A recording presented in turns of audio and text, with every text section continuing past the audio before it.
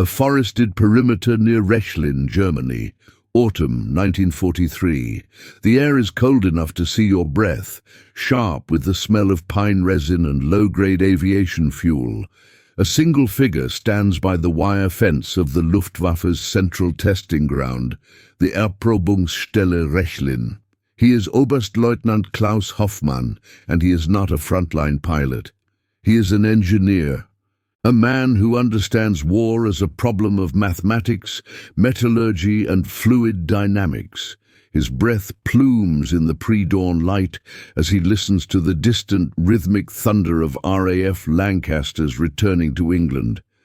They sound like ghosts, or perhaps the future.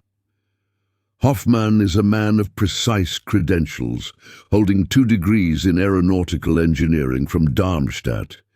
His failure is not personal, but national. For every bomber his colleagues shoot down, the Americans seem to build 3 more. He's 44 years old, and he feels the weight of a war that is shifting from a contest of arms to a brutal equation of industrial production. The life or death context is not his own, but that of the Reich itself. The reports on his desk do not speak of heroes, they speak of fuel consumption, wear rates on radial engines, and the catastrophic failure of canopy glass at high altitude. He turns from the fence, the rumble of the British bombers fading. His staff car is waiting. The Wehrmacht driver, a boy who looks 17, holds the door. Hoffmann ignores him for a moment, his gaze fixed on the eastern sky, which is just beginning to pale. The British attack the night. The Americans, with their arrogance and their flying fortresses, insist on the day, and the daylight is Hoffmann's domain. He studies the air war, but the Americans, he knows, are studying it too. He gets in the car. On the leather seat beside him is a thin file, stamped urgent. A signal had come in during the night. A new American fighter, a P-51, had been forced down by engine trouble in a field near occupied Brussels. The pilot was captured, the plane almost entirely intact.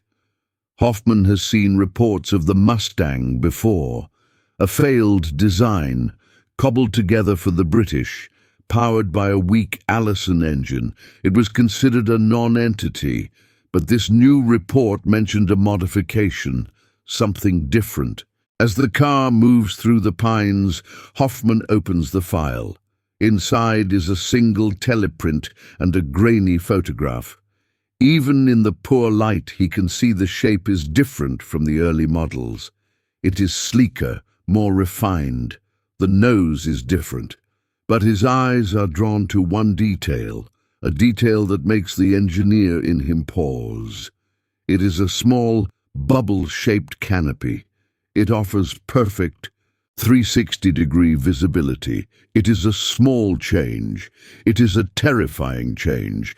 It is an object that speaks of a new, deadly philosophy. The file is the unresolved problem. The intact P-51 is the prize. And Hoffmann, an engineer who believes only in data, feels the first cold prickle of professional curiosity, an emotion he has not felt in months. This single captured machine, waiting in a Belgian field, might be the key to understanding how the Americans plan to win their war, or lose it. The captured aircraft arrives at Rechlin 2 days later, shrouded in canvas, transported on 3 massive flatbed trucks. It is reassembled under guard in Hangar 7, the high-security facility reserved for enemy technology. Oberstleutnant Hoffmann stands with his chief mechanic, Rolf, a man whose hands are permanently stained with hydraulic fluid. The canvas is pulled away, and the aircraft sits under the harsh work lights. It is beautiful. Hoffmann is an engineer. He does not believe in aesthetics, only in function. But the P-51D Mustang is a perfect intersection of both. Its lines are clean, the riveting flush, the entire skin polished to a mirror sheen. It does not look like a weapon of war, it looks like a trophy from a race. The German pilots and mechanics circle it, their expressions a mixture of curiosity and professional disdain. "It's small," one pilot, a young Hauptmann with the Knight's Cross, remarks. "Smaller than the Thunderbolt. The wing is so thin, it will snap in a high G-turn." Rolf, the mechanic, runs his hand along the wing's leading edge. "Oberstleutnant, look at this. The airfoil. It's not like ours. It's flat." Hoffman kneels, sighting down the wing. It is a laminar flow design, something German engineers had theorized about but never perfected for mass production. It is designed to delay the onset of drag, to let the air pass over it with minimal disturbance. "This isn't for turning, Hauptmann," Hoffman murmurs, mostly to himself. "This is for speed." He walks to the front. The propeller is a massive four-bladed Hamilton Standard, but it is the engine that draws his focus. He had expected an Allison. He had expected a disappointment. The cowling is removed. Hoffman and Rolf stare into the engine bay. It is not an Allison. It is a packed, complex, and immaculate installation. "That's not American," Rolf says, pointing. "The fittings, the wiring, it's British." "Or a copy," Hoffman says. He touches a small data plate. "Packard V1650. It's the Merlin. They put a Merlin engine in it." The room is quiet. The Merlin engine powers the Spitfire. It is a legend, but the Spitfire is a short-range interceptor. The P-51 was meant to be a long-range fighter. The pieces do not fit. The early mystery deepens. Why put a high-performance, high-altitude engine in a failed airframe? Hoffman walks to the cockpit and climbs in. The layout is logical, clean, and then he sees the fuel gauges, main wing and a third gauge marked fuselage. He leans out. "Rolf, bring the schematics. Find me the fuselage tank." They find it 20 minutes later, noted on the captured American blueprints. It is an 85-gallon tank mounted directly behind the pilot seat, compromising stability, a clear engineering afterthought, a design flaw, a patch. Hoffman stands back, looking at the entire machine, the laminar flow wing for low drag, the powerful supercharged Merlin for high-altitude performance, and this absurd, enormous fuel tank bolted into the center of the airframe. "They are desperate," the Hauptmann says with a laugh. "It's a bomb waiting to happen. A single tracer will turn the pilot into a torch." Hoffman doesn't laugh. He is an engineer, and he is doing the math. He is calculating range. He is looking at an aircraft that was not designed to fight his 109s. It was designed to fly past them. What he didn't know, an observer might later write, was that this single aircraft held the blueprint for the destruction of the Luftwaffe. But Hoffman, standing there under the lights of Hangar 7, was beginning to suspect exactly that. To understand the German perspective in late 1943, one must understand the numbers. The air war over the Reich was, at this moment, a war the Luftwaffe was winning. Not in the skies over England, but in the skies over Germany. The American 8th Air Force was bleeding to death in broad daylight. Their doctrine was built on a fatal assumption that the B-17 Flying Fortress, with its 13 50 caliber machine guns, could defend itself in massed formations. It could not. A declassified Luftwaffe High Command (OKL) report from October 1943 details the statistics with cold precision. Mission 115, 14 October 1943. Objective Schweinfurt ball-bearing plants. Enemy forces 291 B-17 bombers. Luftwaffe engagement Jagdgeschwader 1, 3 and 26. Results 60 B-17s confirmed destroyed. 17 heavily damaged, unrecoverable. Total losses 26, 4% of attacking force. D. These numbers are not just statistics, they are a death sentence. The Americans called it Black Thursday.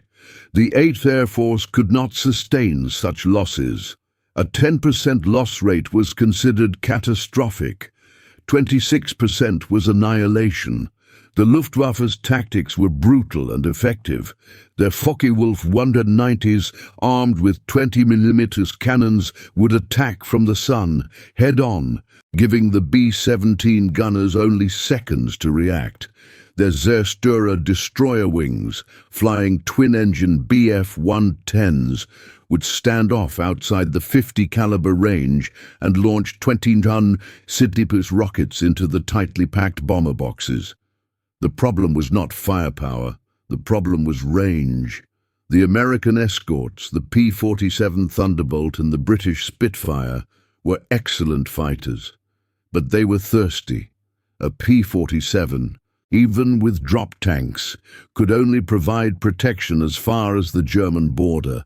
The Spitfire, a thoroughbred interceptor, could barely cross the channel and return.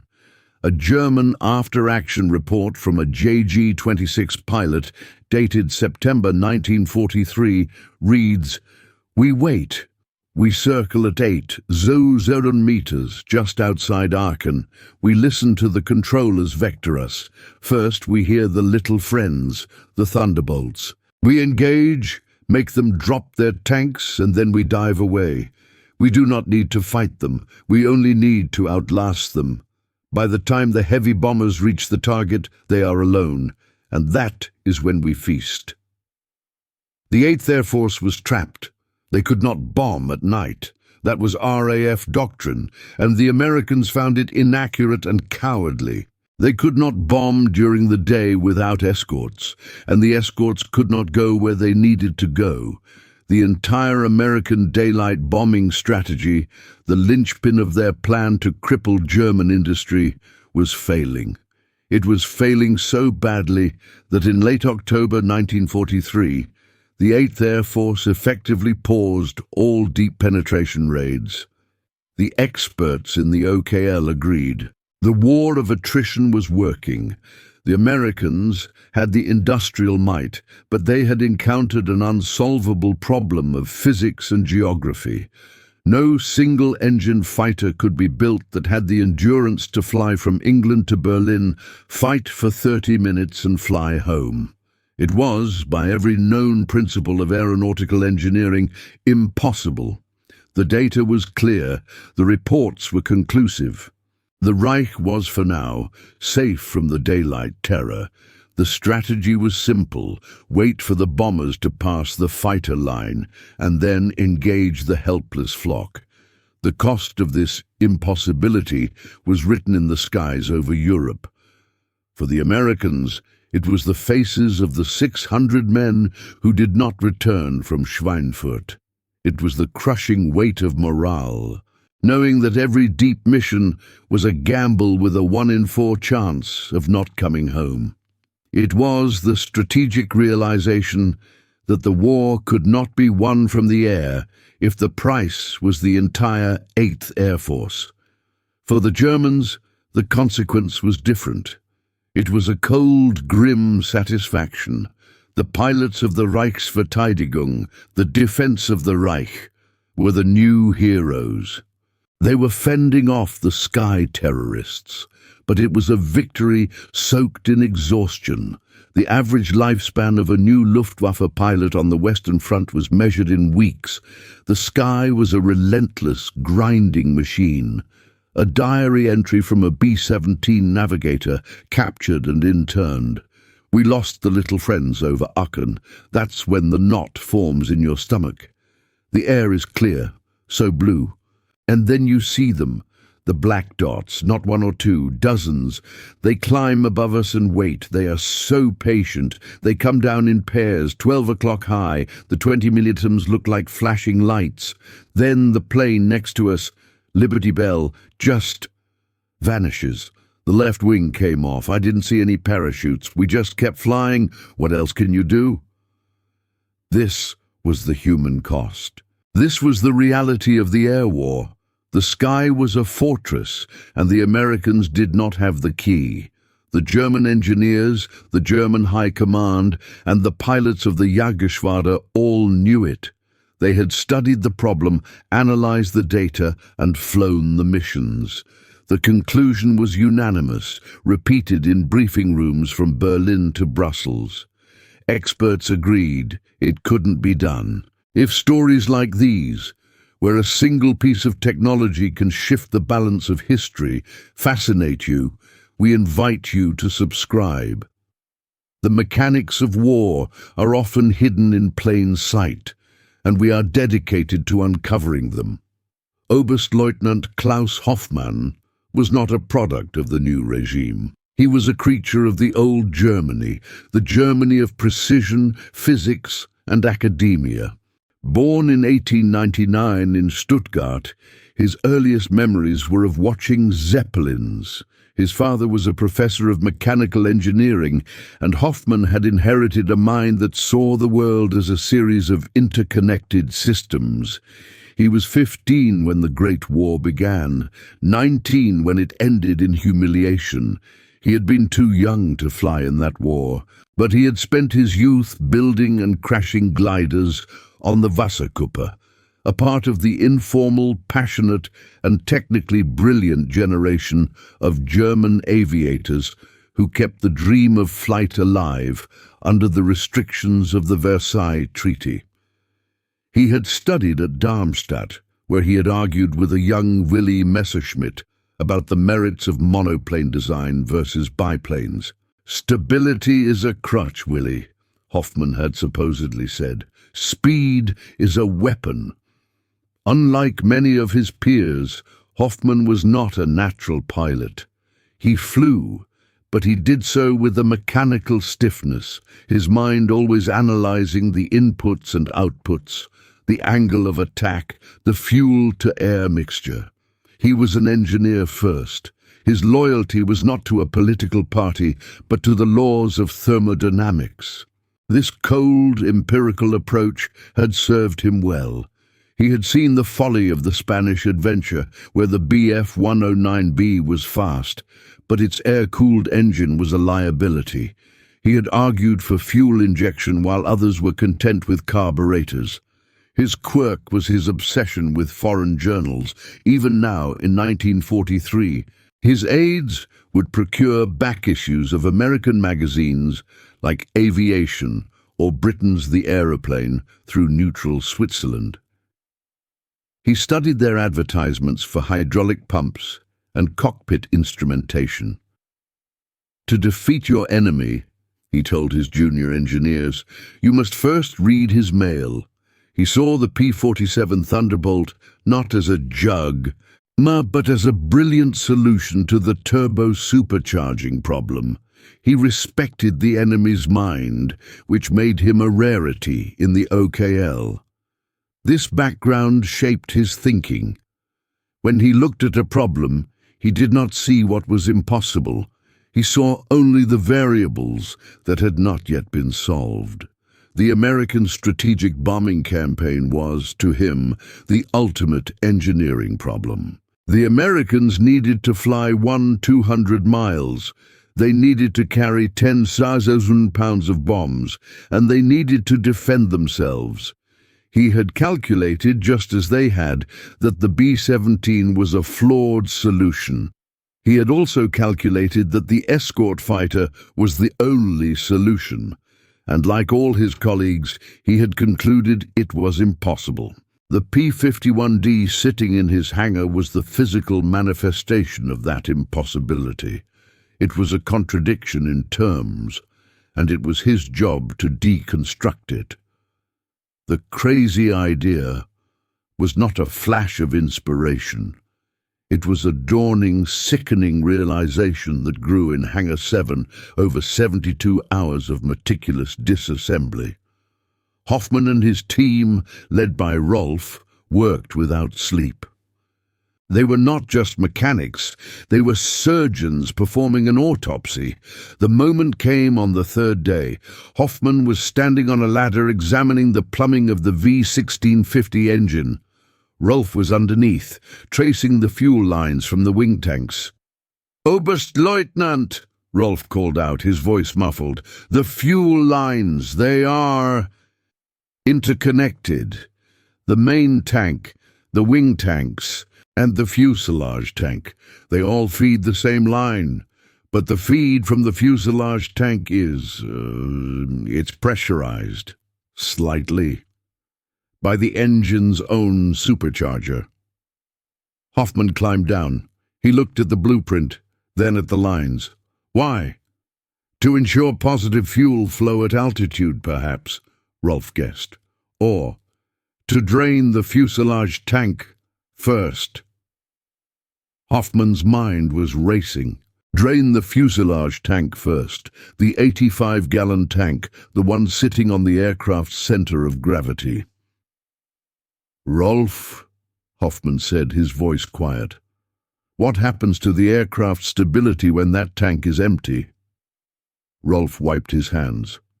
It moves back. The center of gravity shifts. It becomes more stable, more maneuverable. "No," Hoffman said. "It becomes a fighter. It flies all the way to the target as a transport, a fuel tanker. It drinks from the floor. And after it has crossed 500 miles, after that tank is empty, it becomes a high-performance interceptor. The floor isn't a flaw. It's the entire design." He grabbed a piece of chalk and went to the hangar floor. He wrote the numbers. Fuel capacity, 184 gallons internal, plus the 85-gallon fuselage tank, total 269 gallons. He added the 150 gallons from 2 standard drop tanks, 419 gallons. He knew the Merlin's cruise consumption from his British journals. He did the math. "That's the stupidest thing I've ever heard," the Hauptmann, the ace pilot, said, walking over. "The math is wrong. You're not accounting for combat power." "I don't need to," Hoffman said, not looking up. "At 25,000 feet at cruise, this aircraft can fly for 7 hours. It has a combat radius of 600 miles, 700 maybe." The Hauptmann went pale. 600 miles? That's Berlin, from England." "Berlin and back," Hoffman said. He dropped the chalk. "They solved it. They didn't build a better interceptor. They built a strategic weapon. They built an escort that can reach the target." The room was silent. The crazy idea was now a fact, written in chalk on a concrete floor. The team looked at the P-51, the beautiful, polished machine. It was no longer a curiosity. It was a death warrant. "Hauptmann," Hoffman said, his voice hard, "you will test fly this aircraft, but we will not test it for speed. We will test it for endurance. Rolf, reassemble the engine. Use our 100-octane fuel, not theirs. I want to know to the minute how long it can stay in the air. And the rest of you. This information does not leave this hangar, not a word." He knew it was useless. The secret was already in the air, flying in formations of silver, waiting to be unleashed. The preparation for the test was methodical, precise, and shrouded in secrecy. Hangar 7 became a fortress within the Rechlin complex. Hoffman's team was augmented by a specialist from the Triebwerk engine division and a single trusted test pilot, Hauptmann Elias Klinker. Klinker was not an ace. He was a flying engineer, a man with a sensitive feel for machinery, who could describe an engine's vibration with the nuance of a musician. They did not just reassemble the P-51, they reverse-engineered it. Every component was weighed, measured, and its material composition analyzed. The landing gear, the Triebwerk specialist noted in his report, is an elegant solution, wide-track, simple and robust. It retracts into the wing, not the fuselage, leaving the centerline free for drop tanks. It is all built around the fuel. The cockpit was repainted with German instrumentation labels. The radio was stripped out and replaced with a standard Fu-G16Z, and most significantly, the aircraft itself was painted. The American stars were replaced with black Balkenkreuz crosses. The tail was painted a bright, distinctive yellow, the standard marking for a home defense unit, an irony that was not lost on Hoffmann. It was now, for all intents and purposes, a Luftwaffe aircraft. The atmosphere in the hangar was electric. It was not the excitement of a new toy, but the grim urgency of an arms race they had just realized they were losing. They were studying the enemy's homework, and it was perfect. The cockpit, Klinker remarked after a systems check. It's comfortable. The visibility is astounding. I can see my own tail. In the 109, I cannot even see the runway. The sensory details of the hangar were stark. The smell of high-octane B4 fuel, the German equivalent, mixing with the scent of American hydraulic fluid, the sharp metallic clicks as Rolf and his team torqued the Merlin's engine bolts. The constant low murmur of German, punctuated by Hoffmann's clipped commands. Check the supercharger wiring. Check it again. They were preparing for a forbidden experiment, not one banned by the High Command, but one banned by their own sense of possibility. They were about to prove their own doctrine wrong. The day of the first test was overcast. A light drizzle slicked the runway. Hoffmann stood by the radio truck with a stopwatch. Klinker was in the cockpit. The plan was simple, a short flight to test basic airworthiness and engine performance on German fuel. Rechlin Tower, this is T9 plus LK requesting taxi. Klinker's voice crackled. The designation was temporary, masking the plane's origin. The Mustang moved onto the runway. The Merlin engine sound was different from the Daimler-Benz of the 109. It was a smoother, deeper, more civilized roar.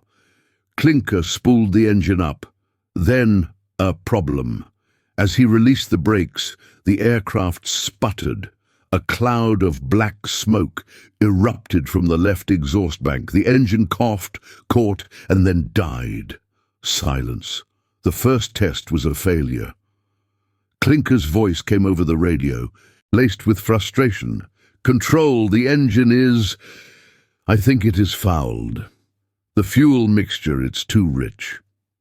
It took them a full day to diagnose. The Packard Merlin was tuned for 100-octane American fuel, but also for a different atmospheric pressure standard. The German B4 fuel, while rated the same, had a different additive composition. They had to rejet the carburetors. It was a tiny, painstaking adjustment. The next morning the sky was clear. T9 plus LK rolling, Klinker said. This time the sound was perfect. The P-51 T9 plus LK accelerated with a speed that shocked the observers. It didn't just take off, it leaped. It was airborne in less than 500 meters. Klinker climbed in a steep, soaring spiral. For the next 4 hours, Hoffmann and his team just listened. Klinker's voice would crackle in every 30 minutes, a new sense of wonder in his tone. Passing 800 meters. Handling is still crisp. Engine temperature is green. Fuel consumption is... Oberstleutnant, this must be wrong. The gauge has barely moved. An hour later, I am at 30,000 feet. The 109G cannot even breathe up here. This thing is a rocket. The supercharger is a two-stage, two-speed. It just kicked in. My God. They had planned for a 2-hour test. Clinker stayed up for 4.5. When he finally landed, the Mustang rolled to a stop, the engine ticking as it cooled. Clinker unstrapped his helmet, his face pale with shock and awe. He climbed down and walked to Hoffman. He didn't salute. He just said, "Oberstleutnant, it is not a fighter, it is a miracle, and it is not ours." Hoffman looked at his fuel report. Clinker had flown for 4 hours and 37 minutes, engaging in several high-power climbs, and had landed with nearly a quarter of his internal fuel remaining. The fuselage tank was empty. The drop tanks hadn't even been fitted. The test was a breakthrough. The numbers on the hangar floor were not theory. They were fact. If stories like this, where a single test flight can rewrite the rules of war, fascinate you, stay with us. The next chapter of wartime innovation and the confrontation it causes might surprise you more. The meeting was held in Berlin, at the headquarters of the Reichsluftfahrtministerium, a vast, imposing structure built to intimidate. Oberstleutnant Hoffman stood in a high-ceilinged office, the air thick with cigar smoke.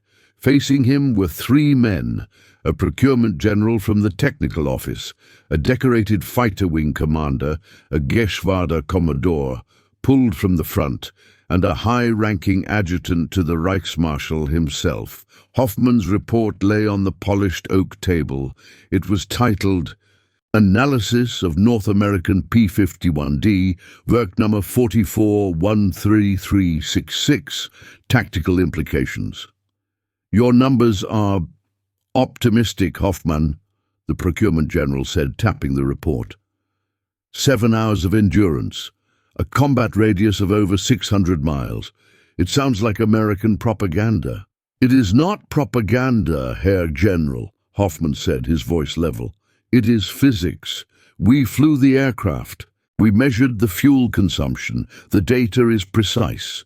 The Packard Merlin V1650 at 30,000 feet at a cruise setting of 1880 consumes 65 gallons per hour. With full internal and external tanks, this gives it an operational range that allows it to escort a B-17 from England to any target in the Reich and return." The Commodore, a man with sharp blue eyes and a scar on his cheek, scoffed. "And what does it do when it gets there? A fighter built for range must be a pig. It must sacrifice all performance. My Focke-Wulfs will tear it apart." "That is the core of the problem, Herr Commodore," Hoffman said, turning to him. "It does not sacrifice performance. It exceeds it. Above 8,000 meters, its two-stage supercharger gives it a speed and climb rate superior to your FW-190A. Our test pilot, a man with 500 hours in the 109, states that it can outturn, outclimb, and outrun both of our frontline fighters at altitude. It is, and I quote, "a miracle." A heavy silence filled the office. The adjutant, who had been cleaning his fingernails with a letter opener, finally spoke. "A miracle. You come here, Oberstleutnant, and you tell us the Americans have a miracle, that our own pilots, our own industry have been surpassed." His voice was smooth, but laced with threat. "I am an engineer, sir," Hoffman said, his hands clasped behind his back. "I am not here to discuss miracles. I am here to present data. The Americans have successfully integrated 3 known technologies: the Merlin engine, a laminar flow wing, and massive internal fuel capacity. They have not invented a new weapon. They have perfected one. and they have done so while we have been focused on point defense interceptors and heavy destroyers." Hoffman stepped forward, placing his hands on the table. This was his passionate defense. "Gentlemen, this is not a fighter. This is a key. It is the key the Americans have been missing. It unlocks the daylight. If we do not begin immediate development of a counter, not just a faster 109, but a new class of weapon, by spring the skies over Berlin will be black with them." The general looked at the adjutant. The adjutant looked at the Commodore. The pilot shook his head. "I will believe it when I see it. My men are the best in the world.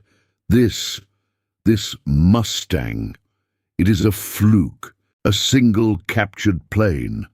The general closed Hoffman's report. "Your findings are noted, Oberstleutnant. Your work at Rechlin is valuable, but perhaps you should focus on practical matters. This office has already commissioned the Me-262 jet. That is the future. This Mustang is a distraction. You are dismissed." Hoffman stood for a moment. He had presented the data. He had shown them the truth, and they had rejected it. He clicked his heels, gave a stiff salute, and walked out of the office.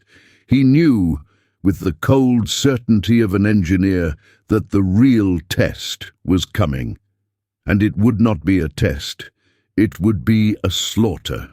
The transition from the sterile meeting room in Berlin to the cold, thin air of combat was brutally swift. Hoffman's report was filed away under pending analysis. The generals and aces returned to their maps and their ingrained beliefs. The real test would not be conducted by Hoffman's team. It would be conducted by the American 8th Air Force, and the subjects would be the pilots of the Luftwaffe. February 20th, 1944, the start of what would be called Big Week. The Americans, now armed with the P-51B and C models in growing numbers, unleash a massive coordinated assault on the German aircraft industry. Near Oschersleben, a Staffel of Focke-Wulf 190s from JG-1 climbs to intercept a box of B-17s. The German pilots are confident. They are deep in their own airspace. The little friends should have turned back hours ago. The Staffelkapitän, a young man named Dieter, scans the sky. Bandits at 10 o'clock high, B-17s. No, wait. There are fighters with them, many fighters. His wingman Franz squints. They look like 109s. But silver? Are they ours? They are not ours, Dieter says, his voice suddenly tight. He has never seen them before. They are not P-47s. They are not Spitfires. They are sleek, shark-like, and they are above him. The P-51s, from the 354th Fighter Group, drop their tanks. The silvery tanks fall away like spores. The cinematic pacing of the battle shifts from a steady stalk to a chaotic, three-dimensional knife fight in seconds. Dieter screams, "Engage! Break them up!" He rolls his FW-190 into a diving attack on the lead Mustang. The American pilot doesn't dive. He climbs, pulling up into a vertical roll, using the Merlin's superior high-altitude power. Dieter tries to follow, but his FW-190A, its radial engine optimized for medium altitude, shudders. It can't keep up. The Mustang is on his tail. Tracers, bright, 50 caliber rounds, streak past his cockpit. "Franz, he's on me! Get him off!" "I can't, Dieter. There are two on me." Franz's voice is high with panic. His aircraft is struck. He does not return from the mission. Dieter dives, pushing his engine to its limits, fleeing towards the cloud deck. He is a 20 victory ace, a master of his craft, and he is running. The Mustang stays with him. It doesn't shake off. It doesn't overheat. It just follows, a relentless silver shadow. All across the sky, the story is the same. The Zerstörer Bf-110s, the slow, heavy bomber destroyers, are massacred. Their 20-cm rockets are useless when they can't even get in range. The P-51s tear through them with impunity. The B-17s, surrounded by their little friends, fly on. The formations, for the first time, are not broken. They reach their targets, they bomb accurately, and they return. That night, the after-action reports are catastrophic. JG-1, JG-11, ZG-26. All report contact with a new, superior enemy fighter. Losses in fighter aircraft, not bombers, are unsustainable. The Luftwaffe had lost over 40 pilots in a single afternoon. The 8th Air Force had proven Hoffman's data correct. Weeks later, a copy of a combat report lands on Hoffman's desk. It is from the Commodore, who had dismissed him.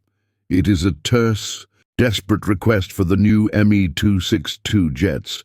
The Mustang is as the Oberstleutnant reported. Our current aircraft are insufficient. We are fighting for our lives, and we are losing. Hoffman folds the report.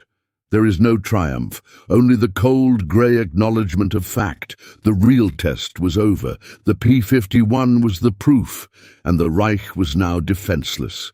The immediate historical consequence was the shattering of the Luftwaffe. What big week began, the ensuing months of 1944 completed, with the P-51D and the equally long-legged P-47N flying from bases in England, Italy, and later France. No part of the Reich was safe.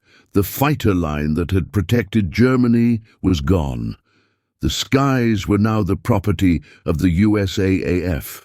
A headline in the Stars and Stripes newspaper, March 1944, read, "Mustangs over Berlin." For the American crews, it was a symbol of triumph.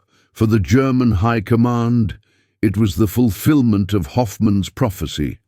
Reichsmarshal Göring, upon seeing the silver specks of the escorts high above the capital, reportedly said, "When I saw Mustangs over Berlin, I knew the jig was up." The long-term effects were even more profound. The P-51D did not just win air superiority, it enabled the strategic destruction of Germany's war machine. The most critical target was not factories, but oil. The P-51s escorted the bombers that systematically dismantled the synthetic fuel plants at Ploesti and Lohne.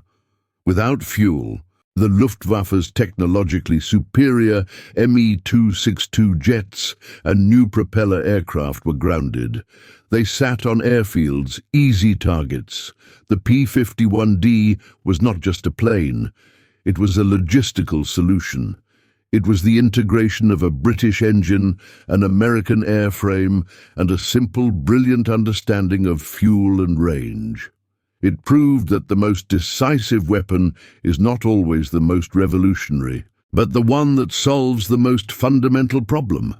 And what of Klaus Hoffmann, the engineer who saw the future in a captured machine?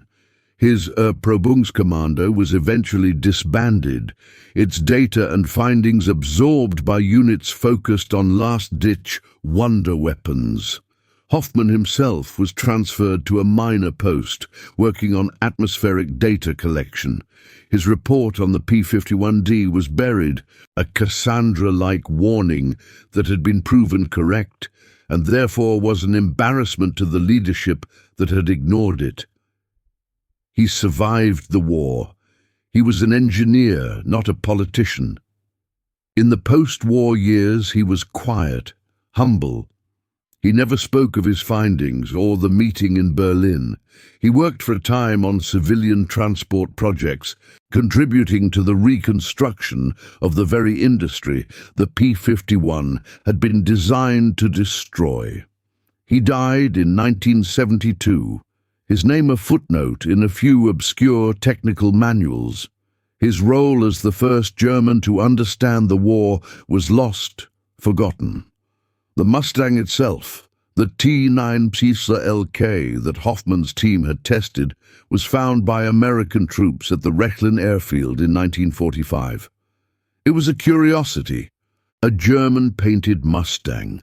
They couldn't have known it was the very machine that had, for a few brief days, held the entire secret of the air war.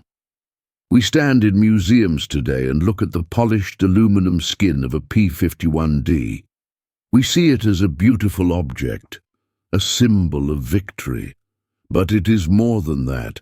It is a testament to the power of integration, the relentless logic of engineering. The Mustang was not a new idea. It was the right idea, integrating existing proven technologies, the laminar flow wing, the Merlin engine, the drop tank, into a single war-winning system. This principle echoes in the modern world.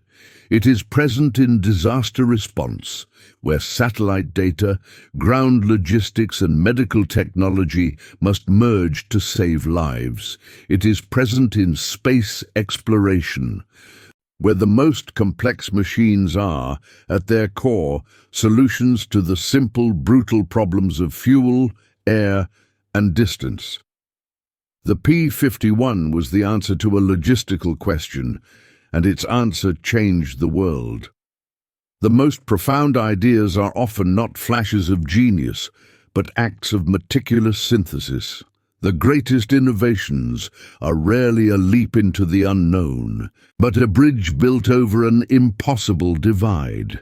The engineers at North American Aviation and the quiet, forgotten engineer in Germany who first understood their work knew this truth. They knew that victory doesn't always go to the boldest, but to the one who solves the equation. The hangar at Rechlin is gone, but the lesson remains. Silent witnesses to the moment when a single machine turned the tide of history.